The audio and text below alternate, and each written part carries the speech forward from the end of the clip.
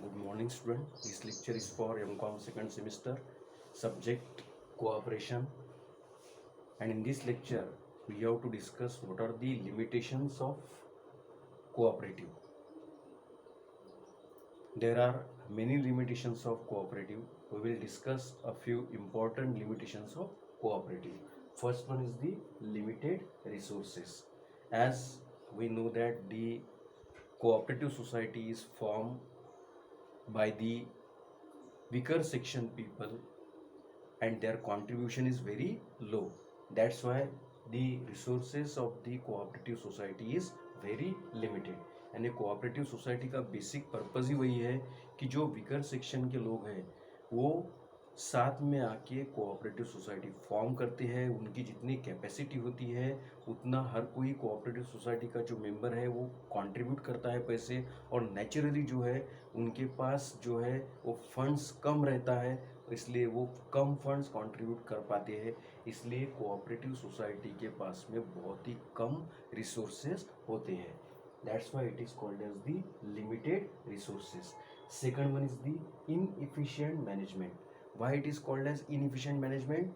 Because few people came together and form a cooperative society for the mutual benefits of the members of the cooperative society. members लोगों के benefit के लिए जो है वो cooperative society form करते हैं, लेकिन सोसाइटी फॉर्म करते वक्त ये नहीं देखा जाता कि पर्सन्स वो में वो पर्टिकुलर एबिलिटी है कि नहीं है। उसी में के कुछ पर्सन जो है वो बोर्ड ऑफ डायरेक्टर सेलेक्ट होते हैं, उसके बाद में कुछ जो है वो सेक्रेटरी का काम करते हैं, कुछ जो है वो कैशियर का काम करते हैं, और कुछ जो है वो टेक्निकल फील्ड संभालते हैं। लेकिन they are basically lack of experience person. उनको टेक्निकल बोलो, फाइनेंशियल बोलो या फिर लॉ का बोलो, उतना नॉलेज नहीं होता। तो that's why it is called as inefficient management. इसलिए वो उतना जो एक्सपर्टाइज चाहिए वो एक्सपर्टाइज उनके पास में नहीं रहने की वजह से, स्पेशलाइजेशन नहीं रहने की वजह से जो है वो कोऑपरेटिव सोसाइटी किस प्रकार से चलाना है इन इसका उनको पूरा नॉलेज नहीं होता। That's why we will called as a inefficient management. Third one is the lack of secrecy. बाकी सोल ट्रेडर्स में पॉसिबल है सिक्रेसी, पार्टनरशिप फर्म में पॉसिबल है, थोड़ी हद तक कंपनी में भी सिक्रेसी पॉसिबल है, लेकिन कोऑपरेटिव सोसाइटी जो है वो डेमोक्रेटिक तरीके से चलती है, इसलिए इसमें कोई भी सिक्रेसी जो है वो पॉसिबल नहीं है। Because whatever the decision take in cooperative society board of directors, before taking the decision they have to discuss that matter with other colleagues or other directors.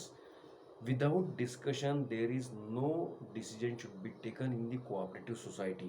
कुछ भी डिसीजन लेना है तो उनको जो भी बोर्ड ऑफ डायरेक्टर्स है वो बोर्ड ऑफ डायरेक्टर्स के साथ डिस्कस करके वो डिसीजन लेना पड़ता है, और बहुत बड़ा डिसीजन है जिसका लॉन्ग टर्म इम्पैक्ट हो सकता है तो उनको वो पर्टिकुलर मीटिंग में मेंबर्स लोगों के मीटिंग में मेंबर्स को बता के वो डिसीजन लेना पड़ता है। इसलिए कोई भी चीज़ की इसमें सिक्रेसी नहीं रहती। मेंबर्स जब चाहे तब कोई भी register on the basis of request वो देख सकता है। इनफैक्ट कुछ भी डिसीजन लेना है तो बोर्ड ऑफ डायरेक्टर्स अकेला नहीं ले सकता, या डायरेक्टर्स जो है वो अकेला, कोऑपरेटिव सोसाइटी का डायरेक्टर्स अकेला नहीं ले सकता। जितने भी डायरेक्टर्स हैं उनको एक साथ बैठ के वो डिसीजन लेना पड़ता है, और कई डिसीजन में जो है वो मेंबर्स लोगों की राय लेनी पड़ती है कि इस प्रकार का हमको डिसीजन लेना है। That's why there is no possibility of any type of secrecy in cooperative society. इसलिए कोऑपरेटिव सोसाइटी में सिक्रेसी मेंटेन करना पॉसिबल नहीं है। That's why it is called as the lack of secrecy. Fourth one is the cash trading. Most of the cooperative societies sales and purchase transactions are on the basis of cash tradings only. Maximum जो cooperative society में जो cell और purchase के decision होते हैं वो credit के बजाय जो है वो कैश में ही होते हैं. उसके बाद में नंबर 5 गवर्नमेंट इंटरफेरेंस. ये सबसे इम्पोर्टेंट है गवर्नमेंट इंटरफेरेंस कि as we know that the cooperative society should follow the rules and regulations framed by the central government and state government. 80% rules are framed by the state government, and cooperative society is binding to follow the decision of state government. कई बार इस प्रकार के decision आते हैं, इस प्रकार का time आता है कि कोऑपरेटिव सोसाइटी को जल्दी डिसीजन लेना पड़ता है. अगर डिसीजन नहीं लिया तो उसका लॉन्ग टर्म इम्पैक्ट बहुत ही बुरा हो सकता है. लेकिन हर चीज़ में जो है उनको जो है स्टेट गवर्नमेंट को रजिस्ट्रार ऑफ कोऑपरेटिव सोसाइटी रहता है और स्टेट गवर्नमेंट रहती, उनके डायरेक्शंस फॉलो करने पड़ते. और वो डायरेक्शंस फॉलो करते करते कोऑपरेटिव सोसाइटी में जो है वो पर्टिकुलर जो अपॉर्चुनिटी है, पर्टिकुलर टाइम मार्केट में कई बार जो अपॉर्चुनिटी है वो शॉर्ट टर्म अपॉर्चुनिटी आती है और वो क्विक डिसीजन वहाँ पे चाहिए. अगर वो पर्टिकुलर क्विक डिसीजन रहा तो वो जो मार्केट में अपॉर्चुनिटी है वो कैप्चर की जा सकती है, वो ली जा सकती है. लेकिन कई बार जो है वो स्टेट गवर्नमेंट की परमिशन या फिर स्टेट गवर्नमेंट के रूल्स एंड रेगुलेशंस, रजिस्ट्रार के रूल्स एंड रेगुलेशंस, ये देखते देखते वो पर्टिकुलर मार्केट की अपॉर्चुनिटी वो लॉस्ट हो जाती है. और कई बार जो है गवर्नमेंट की तरफ से इतने डायरेक्शंस आते हैं कि वो डायरेक्शंस या वो जो उसका कंपाइलेंस करते करते जो कोऑपरेटिव सोसाइटी के पास में पहले ही जो है वो स्टाफ की कमी रहती है. और स्टाफ की कमी रहने के बावजूद इतने कंपाइलेंस गवर्नमेंट के करते करते बहुत समय निकल जाता है और जो कोऑपरेटिव सोसाइटी का जो बेसिक काम है वो बेसिक काम करने के लिए कम समय मिलता है. That means the lot of interference या we will called as the excessive government interference on cooperative society. इसलिए कोऑपरेटिव सोसाइटी को काम करना बहुत ही कठिन होता है. इनफैक्ट जो है वो ऑडिट भी पर्टिकुलर समय में कोऑपरेटिव सोसाइटीज़ को करके देना है. किसी भी प्रकार की कंडीशन रही तो भी वो ऑडिट वो पर्टिकुलर डेट में ही देना है. या ऑडिट के बाद अगर क्यूरीज आती है तो वो फटाफट क्यूरीज करके देना है, नहीं तो फिर कोऑपरेटिव सोसाइटी आगे के फंक्शंस नहीं कर सकती. ऐसे कई सारे rules and regulations frame by the state government and cooperative society is binding to follow the rules and regulations frame by the state government. तो उसमें कई सारा जो है वो कोऑपरेटिव्स के एफर्ट्स चले जाते हैं, कई सारा स्टाफ उसमें एंगेज होता है और बेसिक जो मेन काम है वो मेन काम करने के लिए स्टाफ के पास में समय नहीं रहता. Then number 6, absence of motivation. अब कोऑपरेटिव सोसाइटी फॉर्म की है मेंबर्स लोगों ने और कुछ ही मेंबर्स लोग जो है उसका काम देख रहे हैं. कोई कैशियर का काम कर रहा है, कोई सेक्रेटरी का काम कर रहा है, कोई डायरेक्टर्स बन गया है. तो इसका रेम्यूनरेशन या कंपेंसेशन जो है वो बहुत ही कम रहता है. जितना काम रहता है, जितनी रिस्पॉन्सिबिलिटी रहती है, as compare to responsibility and work, the remuneration or compensation should be very low. So peoples are not motivated to do that particular work. कोई भी जो है वो सेक्रेटरी की जवाबदारी नहीं लेने को देखता है, कोई भी जो है कैशियर की जवाबदारी नहीं लेने को देखता है, कोई भी जो है वो डायरेक्टर्स नहीं बनना चाहता है.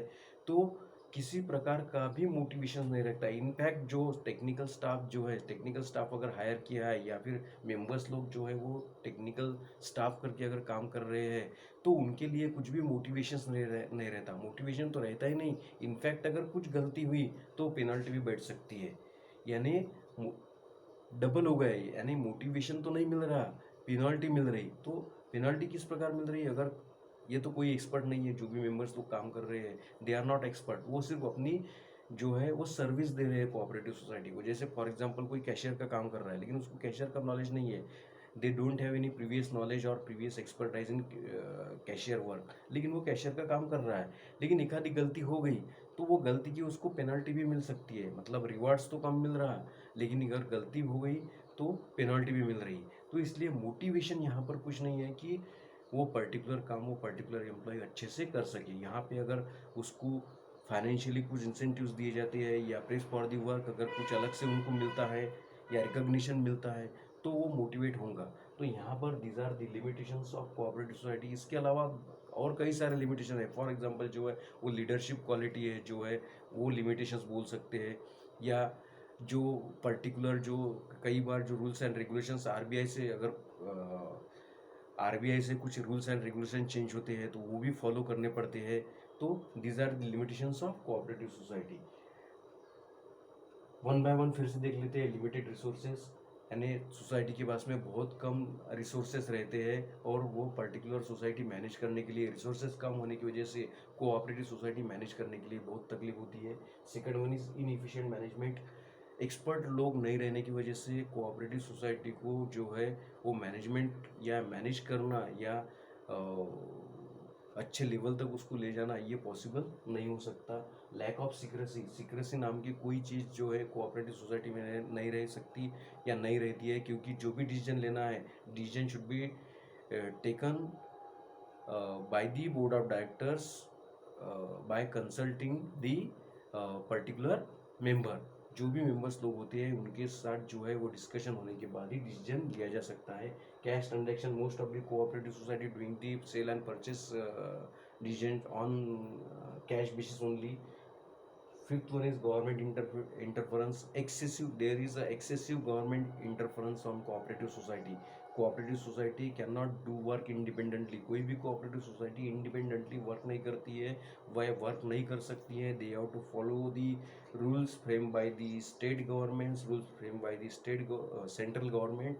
और कई बार तो जो है वो गवर्नमेंट के कई बार जो है अलग अलग जो है डायरेक्शंस आती है, वो सभी डायरेक्शंस कोऑपरेटिव सोसाइटी को फॉलो करने पड़ते हैं। That's why it is called as government interference and absence of motivation. किसी प्रकार का भी मोटिवेशन नहीं हो सकता है। यहाँ पर जो काम कर रहा है उसकी तरफ बहुत ज़्यादा काम है, और जो काम नहीं कर रहा है उसकी तरफ कुछ भी काम नहीं है।